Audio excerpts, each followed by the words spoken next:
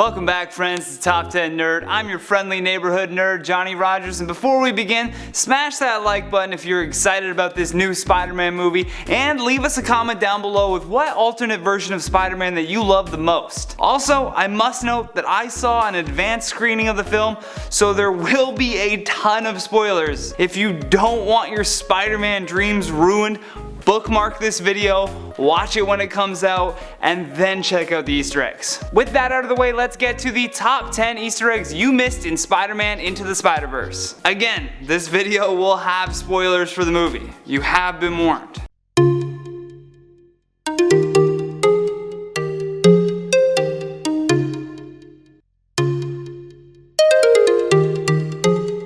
In at number 10, the nostalgia. They do a brilliant job in this movie of opening things up with a narration by Peter Parker, which is an Easter egg if you remember how Sam Raimi's first Spider-Man movie opened. They also include several other very nostalgic Easter eggs, such as the spider biting Miles' hand on the same spot as Peter Parker to give him his powers, the infamous train rescue scene, the upside down kiss with Mary Jane, and even the scene from Spider-Man 2 where that car comes crashing through the cafe window. Number 9, the street dance. They also include the famous dance that Tobey Maguire's Spider-Man does in Spider-Man 3 when he turns evil. The moment the animated movie shows off Peter Parker just joyfully dancing down the street, keep your eyes out for the classic finger gun point stance and his little spin. It's a great callback to that so-so movie. Number 8, Dr. Octavius. In one of the quick comic book strip panels that we get to see while Peter is narrating his story to catch the viewers up, we can see a very iconic Spider-Man image from the cover of Sam Raimi's Spider-Man 2 movie. Now, Otto doesn't appear in this movie, but we do get to meet Dr. Olivia Octavius, who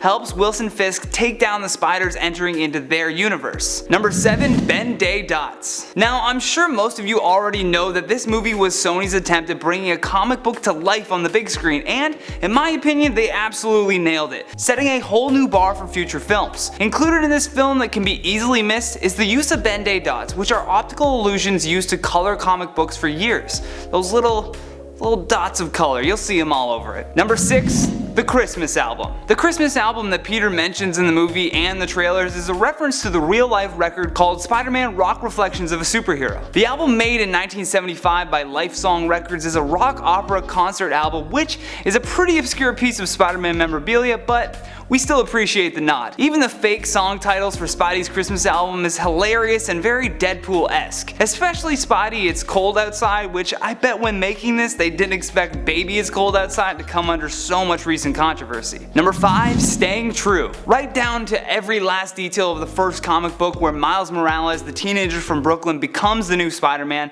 In the original title, Miles Morales, The Ultimate Spider-Man number 1, Miles takes on the mantle of Spider-Man after his universe's Peter Parker suddenly dies. And spoiler alert, he dies in this movie as well, resulting in Miles having to seek the help of a different universe's Peter Parker to train him. Number 4, the death of a friend. When Spider-Gwen is talking about losing her friend Peter Parker, it shows her over top of him in a similar fashion to how Gwen Stacy dies in The Amazing Spider-Man number 2. This Easter egg is quick, but considering the reverse of roles in Spider-Gwen's universe, it makes sense that Peter would suffer the same fate that Gwen did. Number 3, Spider Cave. The spider lair is very similar to that of a bat cave. You see different spider vehicles, and along the back all of the different Spider-Man suits, which holds a ton of Easter eggs. One of the costumes is the advanced suit from the PS4 game, another is actually from an episode of Ultimate Spider-Man where he throws on Doctor Strange's cloak for a little while. There's another 2 suits, with the one on the right looking similar to the Secret War Spider-Man and the one on the left being the Spider-Man Electro-proof suit. You can also spot the stealth suit, or as it's better known as the big time costume, which can be spotted by seeing those big neon green eyes. And to the left of that is the Spider-Man Dusk outfit. So like I said, a ton of Easter eggs in there for you. Number 2, Madam Web. That's right, Nerd Squad, although not officially referred to as Madam Web in the film, Miles' version of Aunt May is undeniably Madam Web. When Miles, Spider-Gwen, and the more out of shape Peter Parker comes to Aunt May's home for help, she leads them to a shed out back, which turns out to be the secret spider lair.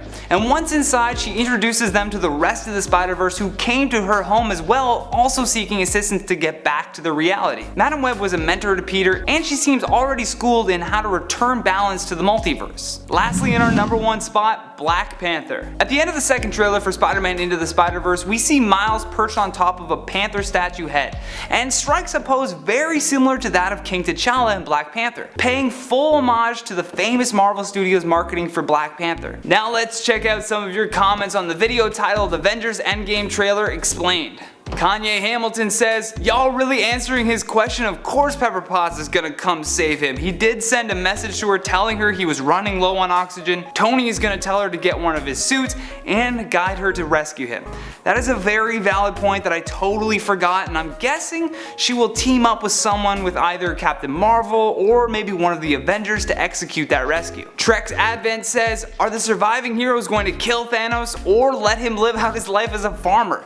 It may come to fruition that Thanos is no longer on Earth, but as some of the comments said, somewhere else. If they find him, he's dead for sure, considering it's, well, the endgame. And if they don't find him, it'll definitely add to the 5th movie." Charzy says, "I wish Thanos could wipe out 50% of T-Series subscribers."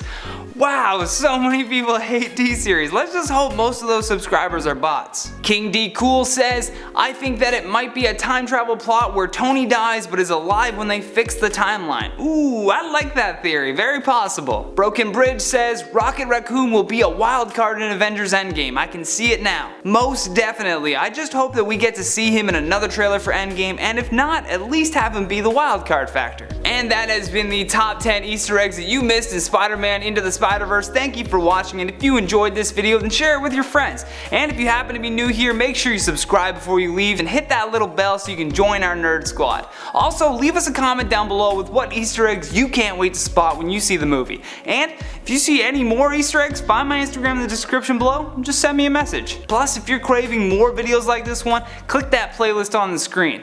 From Top 10 Nerd, I'm Johnny Rogers, and remember, now that you know these Easter eggs, with great power comes great responsibility. So go out there and find those Easter eggs, my friendly neighborhood nerds.